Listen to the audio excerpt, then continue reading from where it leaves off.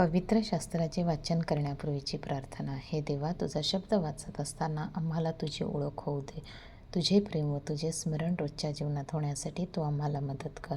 तुझा पवित्र शब्द आमच्या जीवनासाठी कशा प्रकारे आम्ही लागू करावा याची समज दे. हे पवित्र आत्म्या, आमच्यातील अज्ञान दूर कर. आमच्या कुटुंबात आणि या जगात हा पवित्र शब्द वाचत असताना तुझ्याविषयी व इतरांविषयी आमच्या हृदयात प्रेम प्रज्वलित कर. आमेन. बुधवार तारीख 15 जुलै. पहिले वाचन यशया अध्याय 10 ओवी 5 ते 7, 13 ते 16. परमेश्वर म्हणतो, जो माझ्या क्रोधाची काठी आहे, ज्याच्या हातातील सोटा माझा कहर आहे, त्या अशुरास धिक्कार असो. मी त्यास अधर्मी राष्ट्रावर पाठवीन. माझ्या क्रोधास पात्र झालेल्या लोकांची लूटहरण करावी. त्यांनी लुबाडलेल्या मालमत्तेचा अपहार करावा आणि त्यांस रस्त्यावरील चिखलाप्रमाणे तुडवावे, अशी त्यांच्या संबंधाने त्यांस आज्ञा करीन. तथापि त्याचा विचार काही असा नाही, त्याच्या मनाचा समज असा नाही, कारण केवळ नासधूस करावी, बहुत राष्ट्रांची कत्तल करावी, हेच त्याच्या मनात आहे. कारण तो म्हणतो, माझ्याच बाहुबलाने आणि माझ्या स्वतःच्या अकलेने मी हे केले आहे. मी चतुर आहे. मी राष्ट्रांच्या सीमा फिरवल्या आहेत आणि त्यांची भांडारे लुटली आहेत. बलाढ्य वीराप्रमाणे मी तख्त्यांवर बसलेल्यांस ओढून काढले आहे. पक्ष्याच्या कोठ्याप्रमाणे राष्ट्रांचे धन माझ्या हाती लागले आहे. पक्ष्याने टाकून दिलेली अंडी कोणी गोळा करतो, त्याप्रमाणे सर्व पृथ्वी मी हस्तगत केली आहे. तेव्हा कोणी पंख फडफडावले नाहीत, तोंड उघडले नाही, चिवचिव केले नाहीत. कुऱ्हाडीने तोडणाऱ्या पुढे कुऱ्हाड घमेंड करील काय?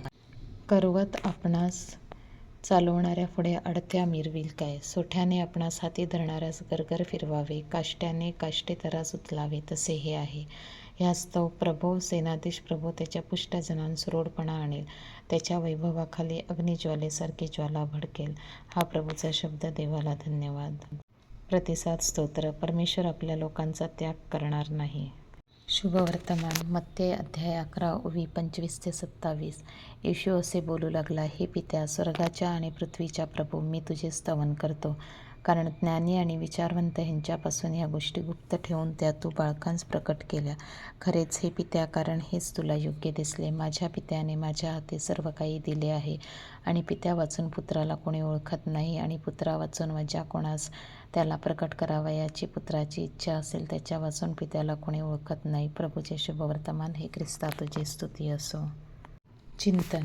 येशूला स्वीकारा. येशू म्हणतो, ज्ञानी, विचारवंत व बुद्धिमान लोकांपासून स्वर्गीय पित्याने ह्या गोष्टी लपवून ठेवल्या. ह्या गोष्टी म्हणजे कुठल्या गोष्टी? कालच्या शुभवर्तमानात आपण पाहिले की येशूने 3 शहरांचा धिक्कार केला. येशूने त्यांना चांगली शिकवण दिली, त्यांच्यासाठी चमत्कार केले, तरी त्यांनी पश्चाताप केला नाही, कारण त्यांची हृदये कठोर झाली होती.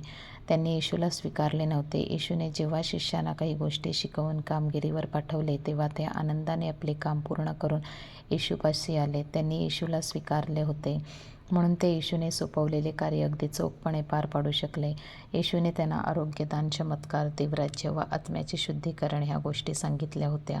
ज्यांनी ह्या गोष्टींचा स्वीकार केला त्यांना येशूने आणि पर्यायाने स्वर्गीय पित्याने स्वीकारले.